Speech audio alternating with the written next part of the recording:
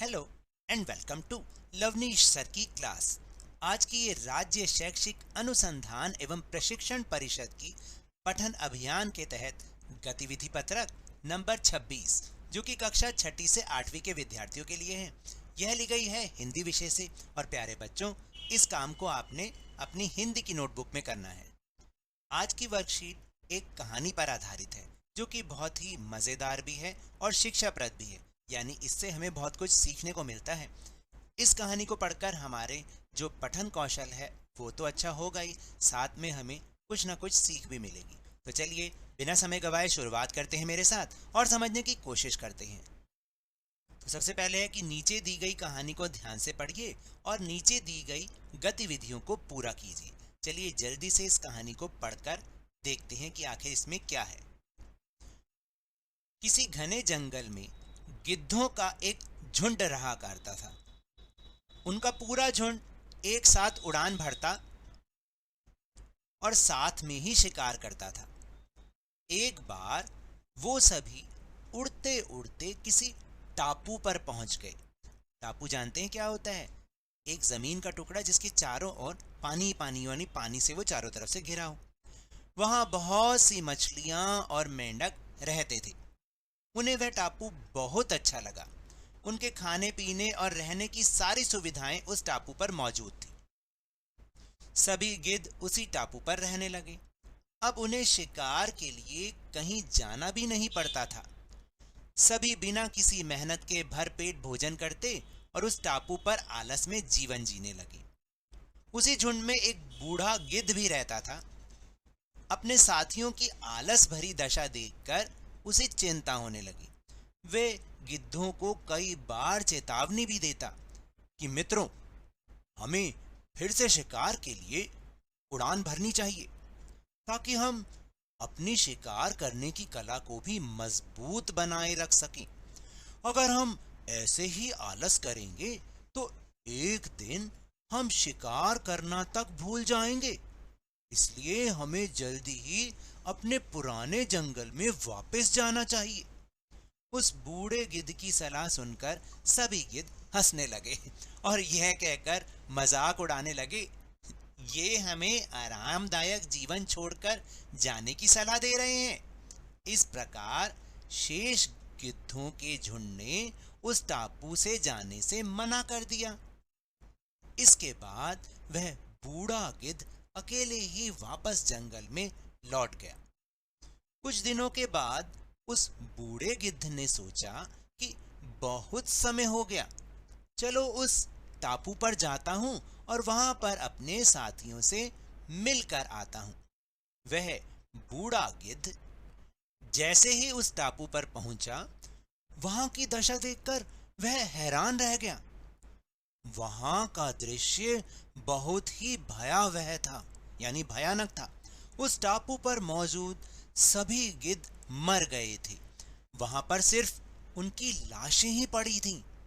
तभी उसे कोने में एक घायल गिद्ध दिखाई दिया।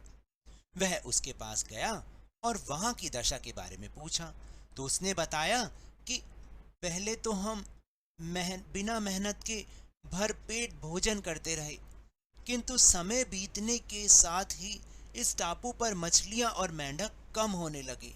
धीरे धीरे वहां भोजन समाप्त हो गया। चूंकि हमें बहुत समय से ऊंचा उड़ने का अभ्यास भी नहीं रहा, तो हम शिकार करना भी भूल गए। इस प्रकार भूख से हम एक एक कर मरने लगे। उस घायल गिद्ध की बात सुनकर बूढ़े गिद्ध को बहुत दुख हुआ। निराश बूढ़ा गिद्ध वापस अपने जंगल में चला गया। तो आपने ध्यान से कहानी को सुना ना, और आपको समझ भी आया कि अगर सारे गिद्ध उस बूढ़े गिद्ध की बात मान लेते तो शायद आज सब के सब जीवित होते। तो चलिए अब इसी पर आधारित कुछ गतिविधियों को करने का प्रयास करते हैं। तो पहली गतिविधि या पहला प्रश्न है कि दी गई कहानी में जिन शब्दों को पढ़ने और अर्थ समझने में कठिनाई महसूस हुई, उनकी सूची बनाकर अपने घर के सदस्यों या अपने शिक्षक अथवा शिक्षिका से उन शब्दों के अर्थ और उच्चारण सीखिए और अभ्यास कीजिए।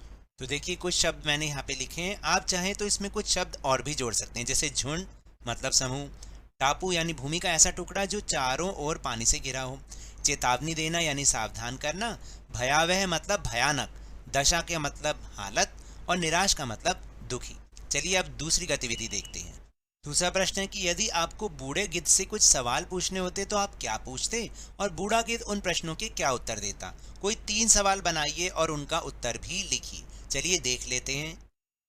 तो देखिए, ये तो आपको अपने मन से भी बनाने हैं, तो आप कोई और प्रश्न भी बना सकते हैं और मैंने जो बनाए हैं आप उन्हें भी देख सकते हैं।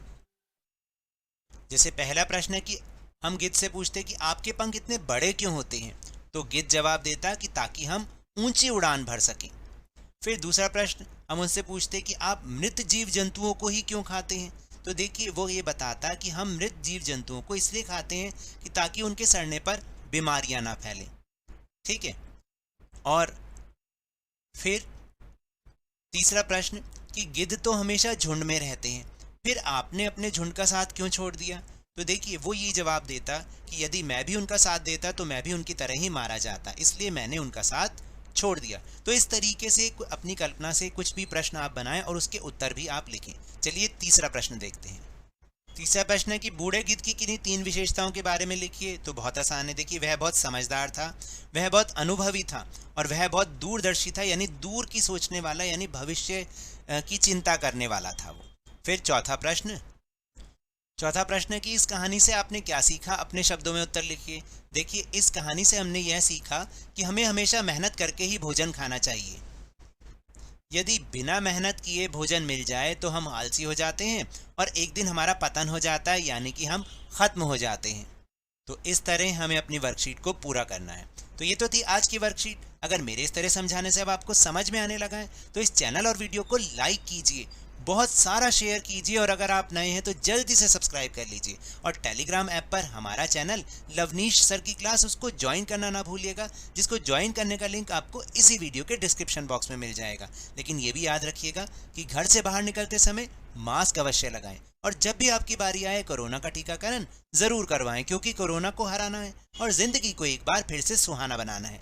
इसी उम्मीद के साथ बहुत बहुत धन्यवाद।